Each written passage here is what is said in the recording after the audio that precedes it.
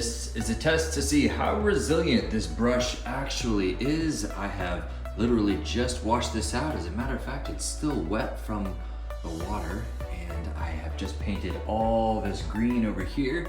As you can see, we are starting on our white coat of paint. So we're gonna get this nice and wet, nice and saturated, and you can see that there is no green in that white.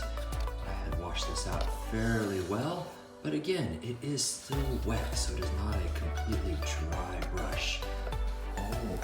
That is pretty nice.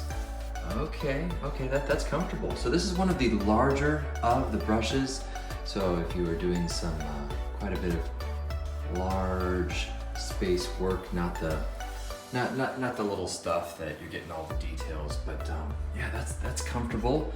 As you can see, it's got that chisel edge designed for actually cutting, and that is really comfortable. Now, I've actually gone with some other style brushes out there, but I'd recommend splurging a little bit simply because these don't lose the hair, and it's so annoying having to pick out hair out of your work as you're going. So definitely splurge a little bit on something fancy. But there you go, for multiple uses, multiple paint colors, this works wonderfully. Hope this helps.